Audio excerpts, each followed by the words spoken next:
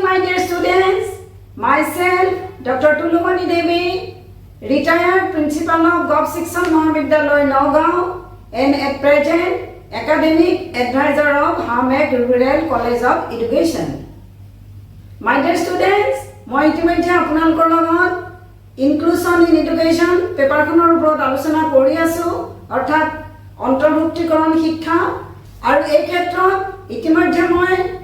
প্ৰায় 3টা ক্লাছ কৰিছো। আপোনালোকে নিশ্চয় ক্লাছ কেইটা চাইছে, অৱশ্যে মই আপোনালোকৰ সহায় পাইছো। মই আপোনালোকক ধন্যবাদ জনাইছো। আৰু আজি আমি যিখিনি কথা আলোচনা কৰিলো, আমি কনসেপ্ট হওক, প্ৰিন্সিপল হওক, তাৰ নিড এণ্ড ইম্পৰ্টেঞ্চ হওক, বা তাৰ যিবোৰ এটা আমি সমস্যা হিচাপে পাইছিলো, মানে ইনক্লুশন মানে অন্তৰ্ভুক্তিকৃত শিক্ষাক আমি শ্ৰেণীকোঠাত যেতিয়া ইমপ্লিমেণ্ট কৰিম তেতিয়া আমি কি কি সমস্যা পাওঁ, এনেধৰণৰ আমি বহুত কথা আলোচনা কৰিছোঁ। আজি আমি আলোচনা কৰিবলৈ আহিছোঁ inclusion of children in education from socially disadvantage section, অৰ্থাৎ সামাজিকভাৱে পিছপৰা শিশুক কেনেধৰণে শিক্ষাত অন্তৰ্ভুক্তি কৰা হয়।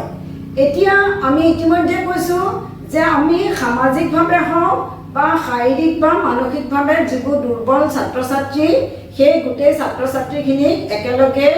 একেটা ক্লাছৰুমত একেজন শিক্ষকৰ অধীনত ক্লাছ কৰিব লাগে। আৰু একেধৰণে ক্লাছ কৰিলে সেই ছাত্ৰ ছাত্ৰীসকলৰ কি হ'ব যে তেওঁলোকৰ যিবোৰ দুৰ্বলতা আছে, সেই দুৰ্বলতাবিলাকৰ প্ৰতি তেওঁলোকে নিজকে সবল কৰিবলৈ চেষ্টা কৰিব আৰু সেই ছাত্ৰ ছাত্ৰীসকলৰ দৰে সমানে আগুৱাই যাবলৈ সুবিধা পাব আৰু তেওঁলোকেও সুবিধা ল'ব বিচাৰিব। আনহাতে যিবোৰ সবল ছাত্ৰ ছাত্ৰী, তেওঁলোকেও কিন্তু সেই দুৰ্বল ছাত্ৰ ছাত্ৰীবিলাকৰ যিটো ধৈৰ্য, যিটো একাগ্ৰতা, তেওঁলোকৰ যিটো ঐকান্তিক প্ৰচেষ্টা, এই কথাবিলাক দেখি সেই সবল ছাত্ৰ ছাত্ৰীসকলেও কিন্তু সেই দুৰ্বল ছাত্ৰ ছাত্ৰীবিলাকৰ পৰা তেনেধৰণৰ কিছুমান বৈশিষ্ট্য তেওঁলোকে গ্ৰহণ কৰিব, যাৰ ফলত দুয়োখিনি ল'ৰা ছোৱালীয়ে সমানে আগুৱাই যাব বুলি বিশ্বাস কৰা গৈছে। আৰু সেই বিশ্বাসেৰে আমাৰ আজিকালি পাঠ্যক্ৰমবিলাকত অন্তৰ্ভুক্তিকৃত শিক্ষা কাৰিকুলামৰ ভিতৰত অন্তৰ্ভুক্ত কৰা হৈছে। এতিয়া চাব, আমি কৈ আছো যে শাৰীৰিকভাৱে সবল আৰু দুৰ্বল আৰু পিছপৰা ছাত্ৰ ছাত্ৰী। এতিয়া আমি শাৰীৰিকভাৱে সবল বুলি কওঁতে আমি সাধাৰণতে বুজি পাওঁ যে সকলোখিনি শাৰীৰিকভাৱে ভাল, আৰু শাৰীৰিকভাৱে দুৰ্বল বুলি কওঁতে আমি ভাবি লৈছোঁ যে শৰীৰত ক'ৰবাত অকণমান বাধা আছে, যেনে কোনোবাই খোজকাঢ়িব নোৱাৰে, কোনোবাই কাণেৰে নুশুনে, কোনোবাই মুখেৰে কথা ক'ব নোৱাৰে ইত্যাদিবিলাকক আমি সাধাৰণতে শাৰীৰিকভাৱে দুৰ্বল, বা কেতিয়াবা মানুহৰ অকণমান ব্ৰেইন ডেভেলপমেণ্টটো কম হয়, তেনেধৰণৰ আমি মানসিকভাৱেও দুৰ্বল বুলি ছাত্ৰ ছাত্ৰীসকলক কৈছোঁ। কিন্তু আমি বাৰে বাৰে কৈ আছোঁ সামাজিকভাৱে পিছপৰা, সামাজিকভাৱে পিছপৰা, সামাজিকভাৱে পিছপৰা বুলি কৈ আছোঁ। কিন্তু কোনবোৰনো ল'ৰা ছোৱালী সামাজিকভাৱে পিছপৰা? আজি আমি এই কথাখিনিকে আলোচনা কৰোঁ যে সামাজিকভাৱে পিছপৰা বুলি ক'লে সাধাৰণতে যিবিলাক আমাৰ কিছুমান সম্প্ৰদায় আছে,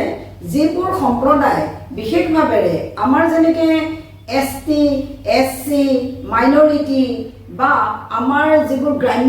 কিছুমান গ্ৰাম্য অঞ্চল আছে, সেই গ্ৰাম্য অঞ্চলৰ ছাত্ৰ ছাত্ৰীবিলাক, বা নগৰীয়া অঞ্চলৰ কিছুমান পিছপৰা অঞ্চল আছে, পিছপৰা কিছুমান ঠাই আছে, সেই ঠাইত থকা ছাত্ৰ ছাত্ৰীসকল, বা আমাৰ যিবোৰ গাৰ্ল ষ্টুডেণ্ট আছে আমাৰ স্ত্ৰী শিক্ষাৰ ক্ষেত্ৰত, এতিয়াও কি হৈছে এই ধৰণৰ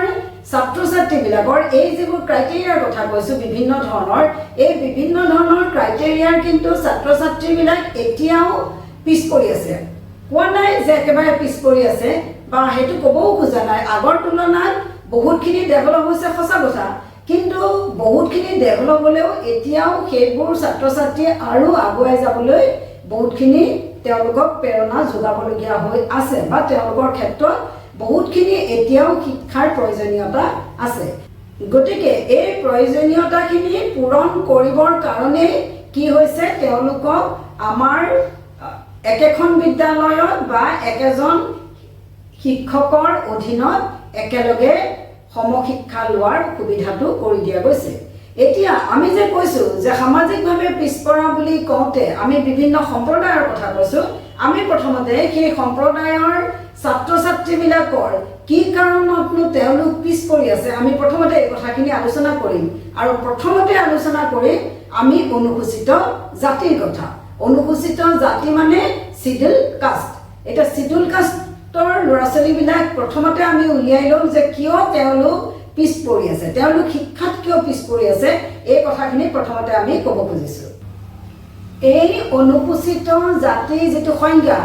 এই অনুসূচিত জাতিৰ সংজ্ঞাটো প্ৰথমতে সাইমন আয়োগে ব্যৱহাৰ কৰিছিল আৰু সংবিধানৰ 341 অনুচ্ছেদত অৰ্থাৎ সেকশন 341ত যিবোৰ সামাজিকভাৱে পিছপৰা সামাজিক বৈষম্যৰ অন্তৰ্ভুক্ত কিছুমান পিছপৰা জাতি অনুসূচিত জাতি হিচাপে চিহ্নিত কৰি তেওঁলোকক অনুসূচিত জাতি হিচাপে ঘোষণা কৰিছিল 341 সেকশন ইন আমাৰ কনষ্টিটিউশ্যন আমাৰ সংবিধানত গতিকে যেতিয়া তেওঁলোকক পিছপৰা হিচাপে সংবিধানে স্বীকৃতি দিলে তেতিয়া কি কৰিলে চৰকাৰে স্বাভাৱিকতে তেওঁলোকৰ কাৰণে কিছুমান শৈক্ষিক ব্যৱস্থা আৰু শৈক্ষিক পৰিকল্পনাৰ কথা চিন্তা কৰি তেওঁলোকক কেনেকৈ আগুৱাই লৈ যাব পাৰি বা তেওঁলোকৰ কি কাৰণত তেওঁলোক পিছ পৰি আছে এই গোটেই কথাখিনি এটা প্লেনিঙলৈ লৈ আহিল আৰু সেই প্লেনিং মতেৰে তেওঁলোকক কি কৰা গ'ল যে এই অন্তৰ্ভুক্তিকৃত যিটো শিক্ষাৰ কথা কোৱা গৈছে সেই অন্তৰ্ভুক্তিকৃত শিক্ষাত সমশিক্ষা হিচাপে তেওঁলোকক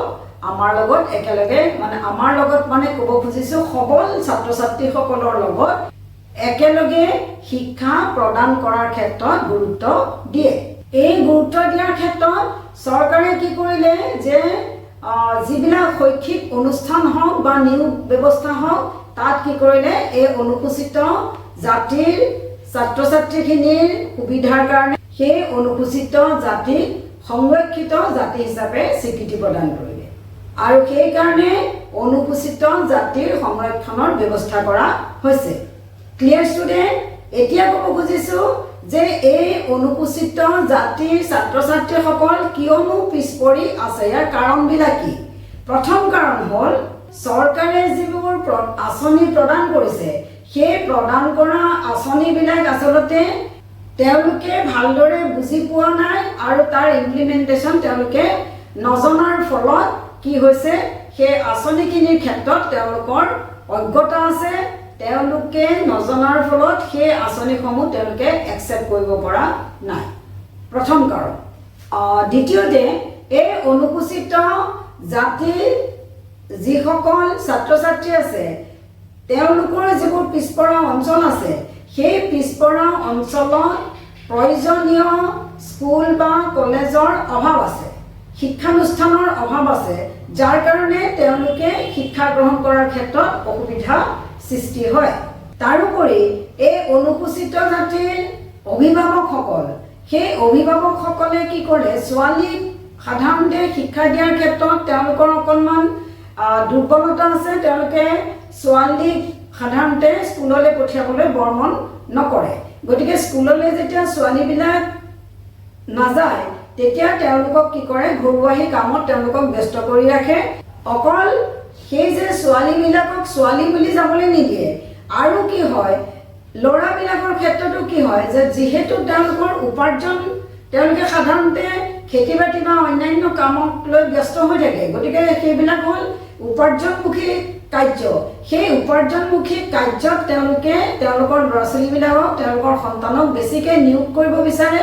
যাৰ ফলত তেওঁলোকে শিক্ষাৰ ক্ষেত্ৰত অনীহা বা অজ্ঞতা আছে মই ইতিমধ্যে 1 নম্বৰতে কৈছোঁ যে তেওঁলোকে চৰকাৰী আঁচনিবিলাক যে আছে তাকেই ভালকৈ নাজানে তেওঁলোকৰ অজ্ঞতা আছে তেওঁলোকে ভালকৈ বুজি নাপায় সেইকাৰণে কি হয় তেওঁলোকৰ নিজৰ ল'ৰা ছোৱালীবিলাকক স্কুললৈ যোৱাতকৈ তেওঁলোকৰ নিজৰ ঘৰুৱাহী কাম হওক বা য'ত তেওঁলোকৰ কামৰ পৰা তেওঁলোকে পইচা উপাৰ্জন কৰে তেনেধৰণৰ কামবিলাকত ছাত্ৰ ছাত্ৰীবিলাকক ব্যস্ত ৰাখি তেনেধৰণৰ কামবিলাকত তেওঁলোকৰ ল'ৰা ছোৱালীবিলাকক তেওঁলোকৰ সন্তানক ব্যস্ত ৰাখে ক্লিয়াৰ ষ্টুডেণ্ট এবাৰ চাওক আৰু এটা কথা ক'ব খুজিছোঁ যে সেই পিছপৰা অঞ্চলত যাতায়াতৰ ব্যৱস্থাটো যথেষ্ট কম আমি জানো যে এখন স্কুললৈ অহা যোৱা কৰিবৰ কাৰণে সেই ছাত্ৰ ছাত্ৰীসকলক কিবা এটা সুবিধা লাগিব অহা যোৱা কৰিবলৈ কিন্তু তেনেধৰণৰ ঠাইলৈ যাতায়াতৰ ব্যৱস্থা যথেষ্ট কম হোৱাৰ ফলত বা কোনো কোনো অঞ্চলত যাতায়াতৰ ব্যৱস্থা গাড়ী মটৰ নথকাৰ কাৰণে সেই ছাত্ৰ ছাত্ৰীখিনি শিক্ষাৰ ক্ষেত্ৰত পিছ পৰি থাকে। এতিয়া আমাৰ কথা হ'ল যে তেওঁলোক পিছ পৰি আছে সঁচা কথা, তেওঁলোকৰ আঁচনিৰ প্ৰতি অজ্ঞতা আছে বা তেওঁলোকৰ অভিভাৱকে তেওঁলোকক পঠিওৱা নাই বা তেওঁলোকৰ ওচৰত শিক্ষানুষ্ঠানৰ অভাৱ বা তেওঁলোকৰ ট্ৰেন্সপৰ্টেশ্যনৰ অভাৱ ইত্যাদিবিলাক অভাৱ আছে। আমি কাৰণবোৰ উলিয়াই পেলালোঁ। এতিয়া আমাৰ কাৰণ হ'ল কাৰণবোৰ উলিয়াই থোৱাই আমাৰ কাম নহয়। আমাৰ কি হৈছে যে আমি সেই যিবিলাক সেই কজবিলাক আমি কেনেধৰণে সমাধান কৰিব পাৰোঁ, সেই সমাধান কৰিলেহে আমি কি কৰিব পাৰিম, সমশিক্ষা দিয়াব পাৰিম। এতিয়া আমি কেনেকৈ সমাধান কৰিম চাওক। এই কাৰণবিলাক বিচাৰি লোৱাৰ পিছত আমি এই কাৰণবিলাকৰ কাৰণে আমি কি কৰিব লাগে যে আমি সমস্যা হিচাপে তাক সমাধান কৰাব লাগে। আৰু এই সমাধান কৰিবলৈ যাওঁতে আমি প্ৰথমতে কি কৰিব লাগে যে আমি সেই অভিভাৱকসকলক কাউন্সেলিং কৰিব লাগে, যাতে সেই অভিভাৱকসকলে নিজৰ সন্তানক উপাৰ্জনমুখী বৃত্তিত প্ৰয়োগ নকৰি তেওঁলোকক স্কুললৈ পঠিয়াব লাগে। আৰু স্কুলত যে দুপৰীয়াৰ ভাত দিব, তেওঁলোকক ইউনিফৰ্ম দিব, তেওঁলোকৰ বিশেষ জলপানীৰ ব্যৱস্থা আছে, যদি তেওঁলোকে শিক্ষাত আগবাঢ়ি যায় তেওঁলোকৰ বৃত্তি আছে, এনেধৰণৰ গোটেই কথাবিলাক অভিভাৱকক ভাল ধৰণে বুজাব লাগে, যাতে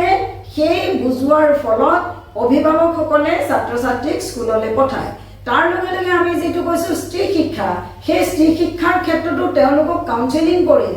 ছোৱালীবিলাক যে কিমান বৰ্তমানৰ ক্ষেত্ৰত, কাৰণ এখন সমাজত কেনেকৈ ছোৱালীয়ে ভূমিকা লয়, কেনেকৈ আগবাঢ়ি যায়, কিছুমান দৃষ্টান্ত লৈ আহি আমি অভিভাৱকক যদি কাউন্সেলিং কৰাব পাৰোঁ, তেতিয়াহ'লে কি হ'ব, তেওঁলোকে ছোৱালীবিলাককো স্কুললৈ পঠিয়াব।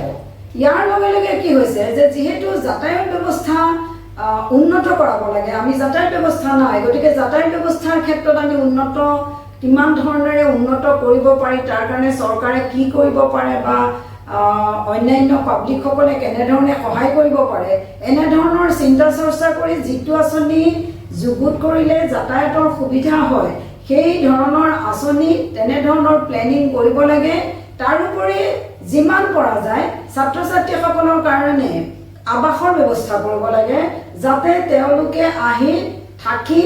তাতে স্কুলখনত থাকি লৈ পঢ়িব পাৰে আৰু তেওঁলোকে সমশিক্ষা গ্ৰহণ কৰিব লাগে।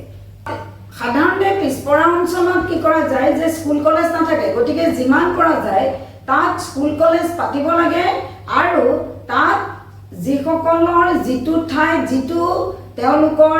লেংগুৱেজ হয়, তেওঁলোকৰ নিজৰ যিটো ভাষা, সেই ভাষাটোৰ শিক্ষক তাত নিয়োগ কৰিব লাগে আৰু সেই ভাষাটোৰ জৰিয়তে তেওঁলোকক ভাল ধৰণে শিক্ষা দিব লাগে, যাতে তেওঁলোকে সেই শিক্ষাটো বুজি পায়। আৰু সেই স্কুললৈ যদি দূৰৰ পৰাও যাতায়াত ব্যৱস্থা থাকে, তেতিয়া দূৰৰ পৰাও তাত শিক্ষক যাব আৰু তেতিয়াই কি হ'ব, সেই অঞ্চলটোৱে লাহে লাহে তাত যেতিয়া এখন স্কুল কলেজ স্থাপন হ'ব, অঞ্চলটো লাহে লাহে পিছপৰাৰ পৰা কি হ'ব, আগুৱাই গুচি আহিব আৰু লগে লগে কি হ'ব, সমাজৰ এটা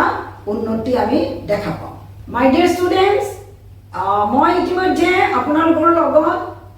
এই ধৰণৰ কথা পাতিলোঁ, অৰ্থাৎ শিডিউল কাষ্টৰ অনুসূচিত জাতিৰ যিবোৰ পিছপৰা ছাত্ৰ ছাত্ৰী আছিল, তেওঁলোকে সমশিক্ষা পাবৰ কাৰণে কিয়নো তেওঁলোকে